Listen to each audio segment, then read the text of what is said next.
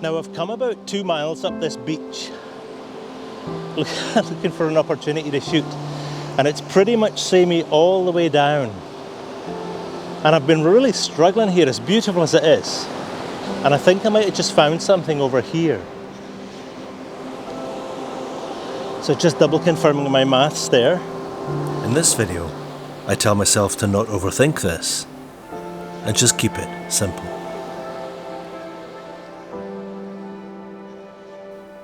Sometimes you actually take cues from not just what you see, but the places that you're in. And where I am right now, well, it's a sorted, laid back, and simple, albeit luxurious, way of life, where people just come to relax. And in such a place, will it be ironic and wasteful for me to be stressing about taking a photograph?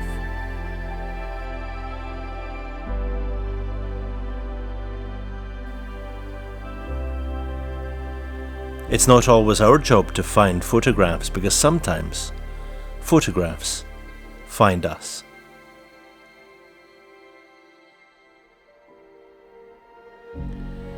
"1.5 hours out into the Atlantic Ocean to this atoll from mainland USA.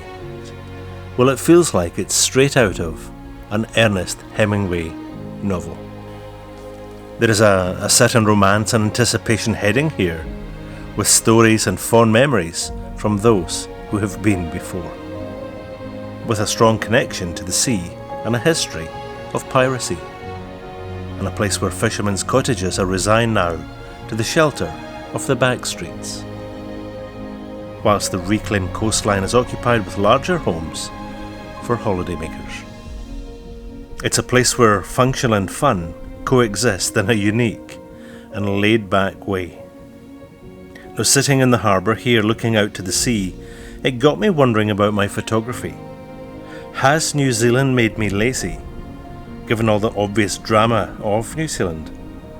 Or have I set my expectations of any new places I visit just too high? Now, we are all shaped by our experiences and the things that we are lucky enough to shoot, but this shouldn't make us blind. Keeping an open mind and my eyes wide open, I remind myself, this is not New Zealand. This is Ocracoke Island.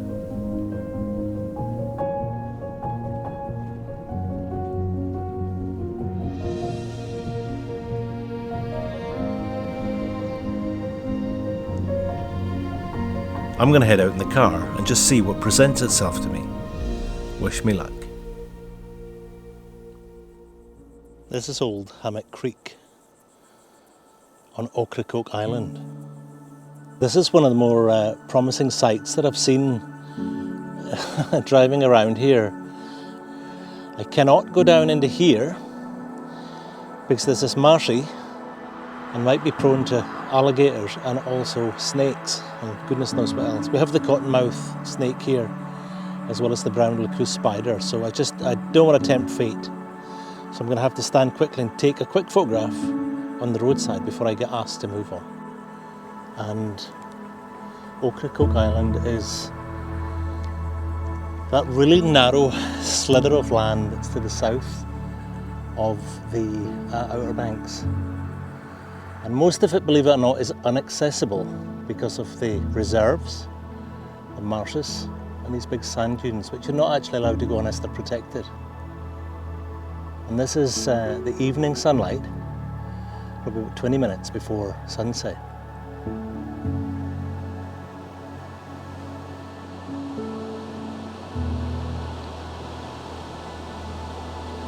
Now you can see here that the sun's just catching the tops of the dunes here. And what that's doing is it's causing some shadows. And you can see the shadow line here too on the beach, which has created me some dynamic range. And looking down the beach the other way, we've got these signs, so it's more protection for bird life, for wildlife, fresh species of plants being planted into the dunes and stuff. Now I've come about 2 miles up this beach looking for an opportunity to shoot, and it's pretty much samey all the way down. And I've been really struggling here, as beautiful as it is. I've been struggling for something to grab my attention to shoot, and I think I might have just found something over here. Now you'll see that the sun is still on my head, so we're still in direct sun, which has got about 15 minutes maybe left to fall. So what I'll do is I'll come back to the video camera over here just before I set up with the stills camera and explain to you exactly what it is I'm seeing here to shoot and why I'm going to take this. The tide's about right. I have been waiting and watching the tide charts as well. This might work.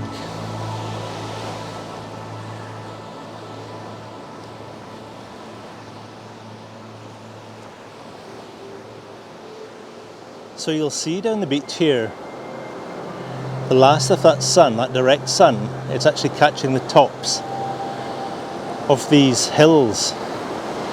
And whilst that might be nice to shoot, and I might even take one if I can get the time, it creates a wee bit of dynamic range to resolve here in between the shadow line and the highlights. And you can just see the tops of the sun, tops of the waves being caught with the sun away out there as well. Well, that's me zoomed right in.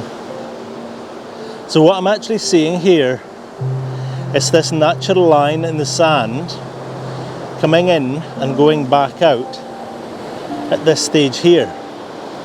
And as it retreats on the sand again, once again, the same as Mount Maunganui, it's creating that reflective sand, and it comes out and it goes back in, and these dunes simply disappear off into the distance. And what I'll do is I'll actually take a couple of different shutter speeds here, one quite short, maybe 4 seconds, just as that wave comes up, and then we push go about, come on, there, and watch that retreat. And then I'll take a longer exposure one, and that's probably my 2 shots for the day. I've also got this bar up here which is helping push my eye back down the beach. This is just the sandbar that's been cast at high tide, back down the beach towards nothingness away down here. And I think I quite like the way that this just goes in, snakes away and goes away to nothing, then mirrored almost by these dunes over here. And as you can see in the sky, there's no colour yet because we're still in direct sun, but looking up here you can see the amount of sea spray and salt air that's in the air here. And hopefully, if I'm lucky, this should maybe catch light in a little while. And you'll see by contrast then, the colour of the sea is quite petrol-y in colour. Quite a nice contrast there. So if all things come together here, this actually might be quite a nice shot. But for brevity, I'll maybe try and frame this up just as one shot, and most certainly on a horizontal plane.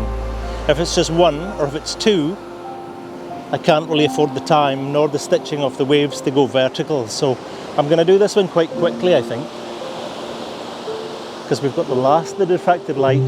The sun's far above the horizon over here, and we're actually starting now to get some colour way in the distance where there's clearly clouds obstructing that sun, which I'll spin this round and show you.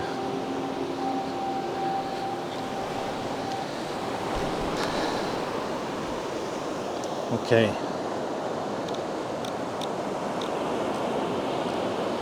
I'm going to take this up to a 1/10 of 1 second, f9, f11. It's my base exposure. That's actually nice and clean, and I'm starting to pick up some of the reflected colour from the blue sky above. And I've still got the slight remnants of highlights on the dunes, but I'm going to zoom into 80 actually and redo this. So the left and right is level. I'm just going to pull this back a little bit. It's hard without the leveling ahead. So I'll take 2 shots, hand in front to separate that last one, which I won't keep. And I'm going to take this one, checking my focus.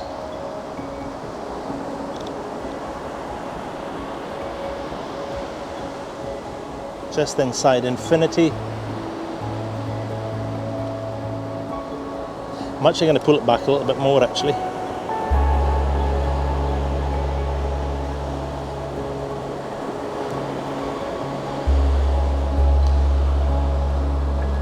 This is getting more sky in. So I'll take one, that's the one set. I'm just going to take one panel at 50% that starts introducing the waves. And I just want to manually look at these.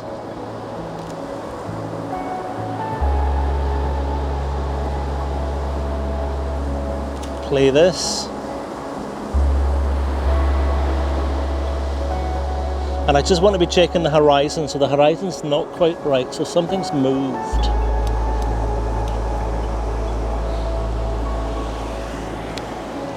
So let's just work out the stop reduction with a 6-stop filter here. We've got an actual reading of a 13th of a second, and we've got F11 at 100 ISO. So one stop is, let's call it a 15, so an eighth, quarter, half, 1 to 4 seconds at F11 at 100. So I'm going to stick this in.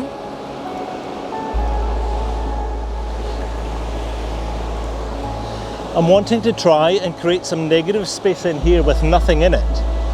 And on the 2-shot panel, which will be 50%, remember, so I'll start my next frame round about here, and it'll take the frame to about here, so it'll be a long, thin one. And if I take the negative space in here, it's going to replicate or mirror the negative space on the top right of this 2-shot panel, because that will mostly just be sea.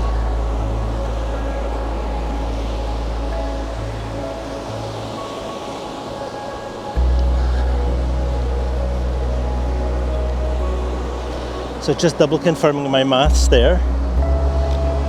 4 seconds at F11.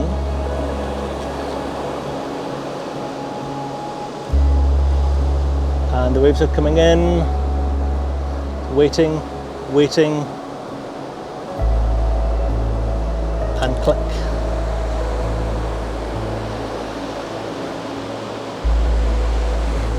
The very last of the light is still on the top of the dunes as well, and I will be able to pick that out. And there's actually a band of cloud coming from the top left corner of this shot here, which is quite nice. 50%. I'll wait again for the waves to come in. There's a wave coming in, 3 in. I'll just wait for that to get the top of the beach.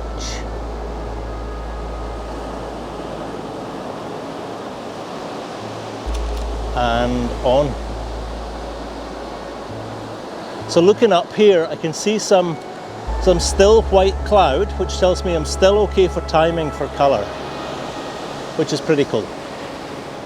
I'll show you here. This cloud here is my indicator of what's going to happen above me quite early, because it's one of the higher clouds here. And if we spin off to the horizon here, come on, focus, there we are. We can see that there's some delicate colour starting to form way in the distance. And similarly, we've got the same down here, down behind me. And a little bit stronger down here.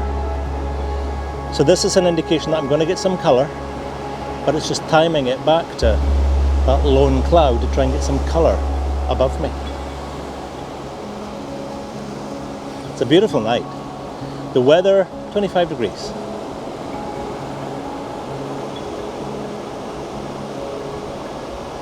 Now I've moved the camera closer to the sea here to try and get a different vantage point of this here. A wee bit closer to the water, so I'm shooting back the way to get a wider scene.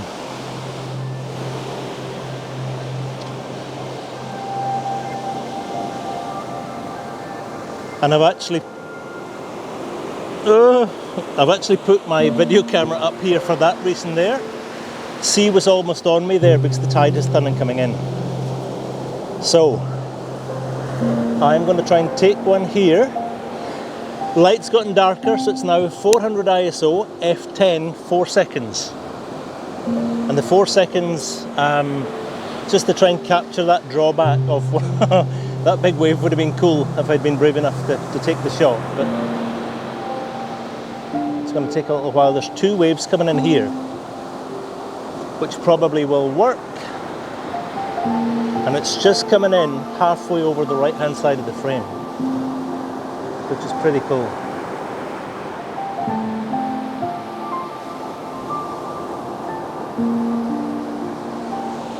It's just a waiting game. You have no control over the sea.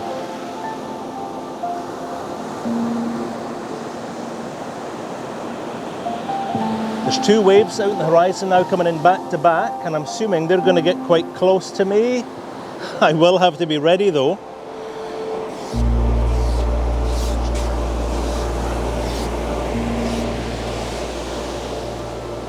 I will have to be ready to scarp her. I thought I was going to lose the camera.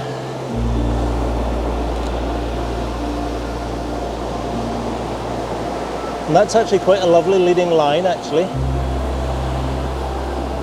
Back in from kind of halfway down the frame. It's a lovely zigzag across the frame here. I don't like leaving the camera here to the mercy of the waves. They're not big waves, but enough to make this fall over. I've really struggled with kind of access to things to photograph here in Ocracoke because of the way that the sand's always moving, and it's causing these really steep dunes just up here as we showed you before. And normally with dunes you get you get a gradual formation of sand to grasses to thick grasses. But here it's just the sand's coming in over what was the grasses really quickly. So you go from sand to grass, so there's no free space to play with in there.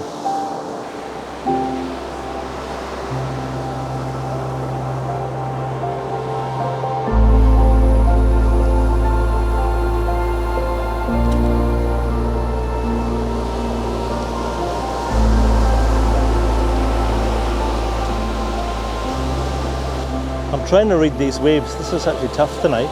They're not... Normally you get waves in a wave pattern every 3rd, 4th, 7th wave. This is all over the place.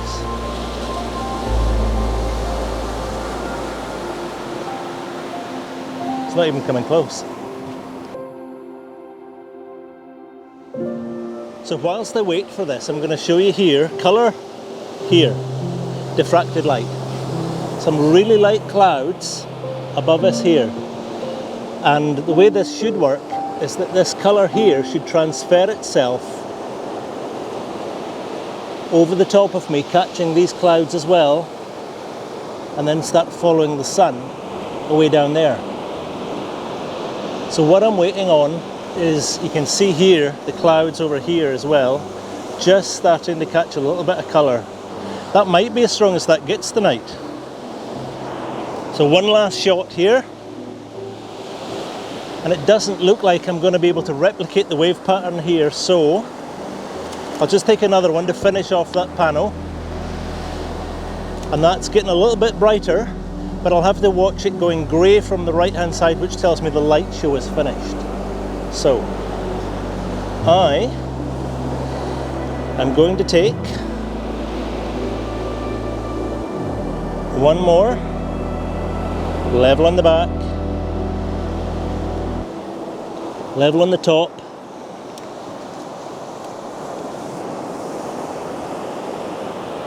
and shoot wide to try and catch that colour, which is now starting to go a little bit pink, which is lovely, lovely and delicate. This is my preferred hemisphere when I'm shooting with the camera. So I've just been bitten by something, so I'm not going to take too long here. And the colour's on. The tide is coming in, it's getting quite close.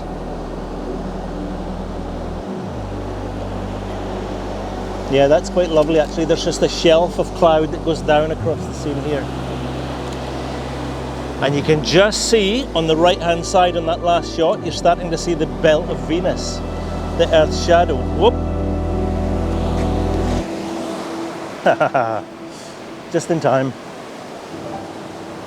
The belt of Venus here from the horizon up to the blue, which is the Earth's shadow, and then this narrow band of colour tonight is the belt of Venus. Truly a lovely, lovely time to shoot here. And I think that might be me from Ocracoke and from Outer Banks and from North Carolina and indeed from the USA. It's been a spectacular couple of weeks actually, very quick, but just magical. Absolutely lovely. Because photography, it's here to be enjoyed. I'm going to sign off actually, because I've got to get back. I've got to find out what that was that bit me. I don't know what that was. Get back to the car. It's going to get dark quite quick because it does darken off quickly here. So, in my normal fashion, you keep shooting, you have fun, go exploring with the camera. Although this has been a kind of incohesive vlog or video, I think it's as important to celebrate the losses or the lack of success as it is the good shots that you do take. So stick in, keep shooting, and we will see you. We'll see you next time, very, very soon. Until then, you take care. Cheerio.